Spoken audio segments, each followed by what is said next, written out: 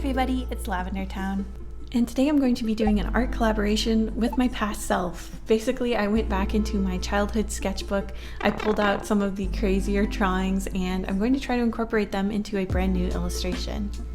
The childhood drawing I ended up using was of this little snail. I don't know why, it just really spoke to me, and it has so much personality, especially since, I wasn't exactly great at drawing, so I was pretty impressed with the whole, it does actually look like a snail. It's pretty clear, and it has some kind of emotion in its face. So immediately I got the idea to put it in some kind of just highly rendered sort of swampy area, but then I thought that might be a little too boring. So instead I decided on this idea of this little girl who has basically found this snail and is really excited about it, and I wanted to make her whole room kind of reflect her personality and show that she's really interested in snails and science and stuff.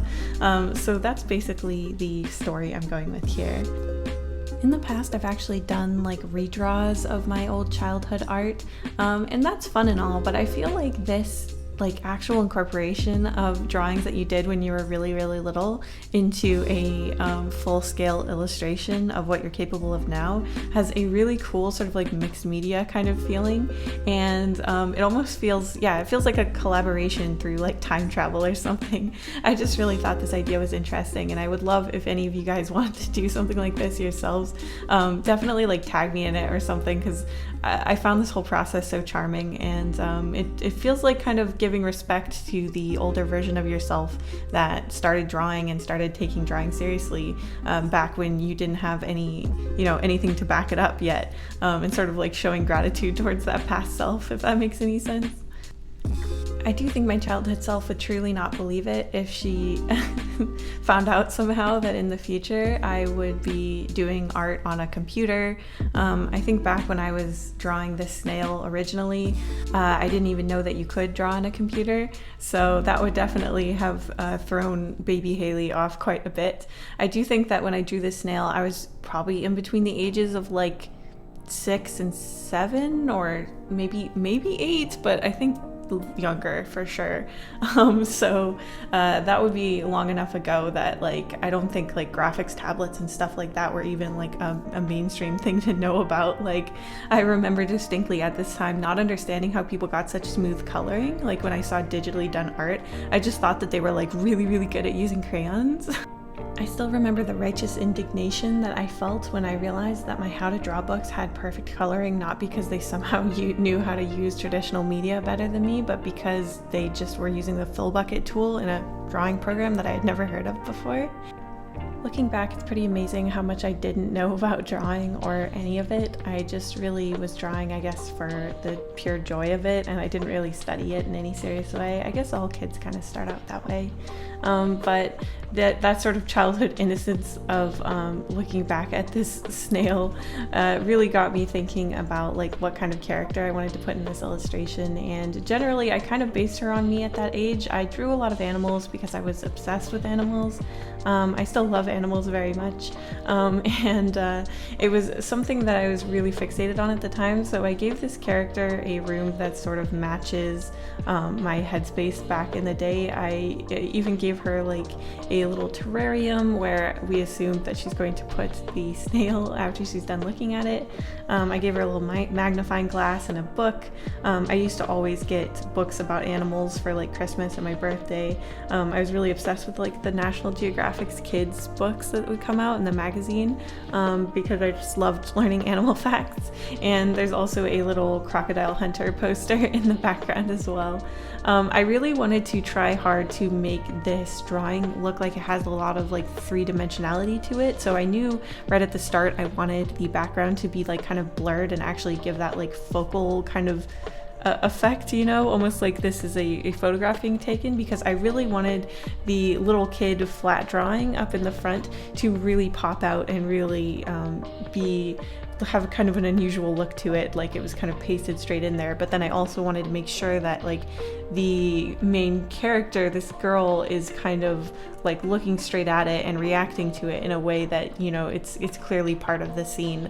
It's not separate from it. So that was something that I tried to keep involved in here. I really wanted them to sort of come together into one illustration smoothly, but also in a way that really features how different and unusual my childhood art style is compared to my, you know, my cartoony style of now. And I think that worked out pretty well. I wanted to give her some like torn off lined paper because I think nothing says childhood like a ripped out piece of lined paper. I just feel like that's kind of an ever-present thing. And I also gave her some glow-in-the-dark stars, which I never had as a kid, but I feel like it's such a quintessential kid's bedroom thing, especially if that kid is interested at all in science. I tried to add a lot of detail into the background without going too overboard because I knew I was going to blur it, so it was kind of like this struggle of deciding how much to put back there, knowing that some of the detail is going to disappear. I think I probably put too much detail into that Crocodile Hunter poster, but still, it was really fun to do. And then I put special sort of effort into making sure that the colors looked nice. That was the main thing that I couldn't really access when I was this age. I mean, obviously I had like markers and stuff, but when you have no experience with how to use markers and you only have like, you know, kids art supplies, a lot of the times it's just easier to draw with just a pencil, and that seemed to be what I did mostly. In that whole sketchbook there were only a few drawings that I ever tried to color, and I could see from the way that it was colored in that I was frustrated that it looked messier than I wanted it to look. As I got a little older and later in the sketchbook, I seemed to be really interested in trying to create my own like mythical creatures, which I named. So if you guys enjoyed this video, I might do another one where I try to give like a full creature design based on these kid designs that I've done. Let me know if that sounds interesting to you.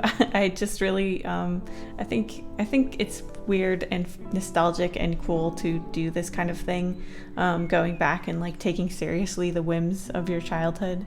I decided not to add any color or any sort of like shading to the snail. I really wanted it to pop out and be separate in the drawing, just so that I didn't feel like I was covering up any of my old work. I really wanted it to shine out in the front.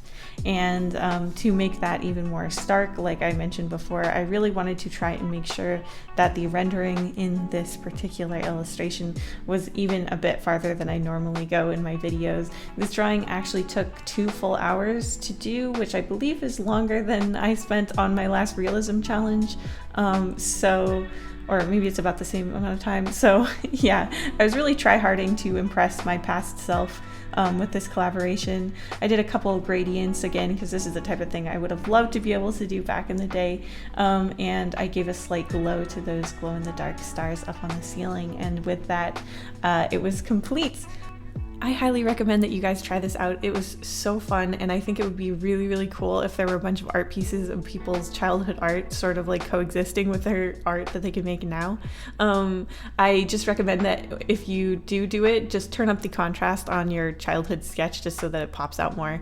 But yeah, I hope you guys enjoyed watching me make this illustration and this weird video, and I'll see you in the next one.